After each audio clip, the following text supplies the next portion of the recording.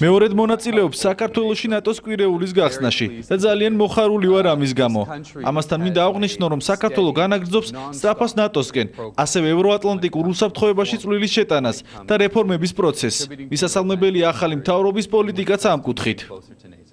საშუალება გვაქვს ვიმჯელოთ ამ შემთხვევაში როგორც საქართველოს ისე სხვა ასპირანტი ქვეყნების ნატოში გაწევრიანების პერსპექტივის საკითხებზე და ასევე ვიმჯელოთ იმ აქტუალურ თემებზე, რაც აწუხებს დღეს ქართულ საზოგადოებას, იქნება ეს რუსეთის მხრიდან ოკუპაციის ხაზის კიდევ უფრო საქართველოს შიგნით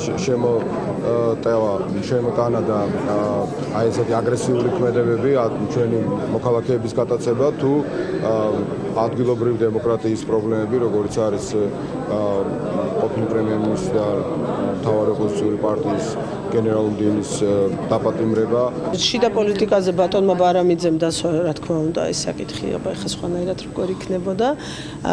თავად ბატონი აპატურა ის გამოსვლის დროს ის 17 მაისის მოვლენებს შეეხო და ძალიან პოზიტიურად და დადებითად შეაფასა განცხადებები, რომელიც ხელისუფლების პირველმა პირებმა გააკეთეს. მან სპეციფიურად ისაუბრა პრემიერის 26 მაისის მიმართვაზე და ასევე სპიკერის განცხადებაზე. თუმცა არ უხსენებიათ სააკაშვილის გამოსვლა. ბარამიძესაც არ უხსენებია მე სააკაშვილის სამარცხვინო განცხადება 17 მაისთან დაკავშირებით გამორჩა და ამიტომ ის ბუნებრივია, რომ 17 მაისს გასცდა და გადავიდა ბატონი მერაბიშვილის საკითხზე, იმიტომ როგორც ჩანს იქ უფრო კომფორტულად გრძნობს თავს, თუმცა მის გამოსვლას მოყვა ბუნებრივია ჩემგან პასუხი. ძალიან მნიშვნელოვანია, რომ აპატურაიმ დააფიქსირა მკაფიო პოზიცია ნატოს რუსეთის უკანონო ქმედებებთან დაკავშირებით და ხაზი გაუსვა, რომ მთელი საერთაშორისო საზოგადოება არა მხოლოდ ნატო არის საქართველოს გვერდით და არ მიიღებს ამ უკანონო ქმედებებს.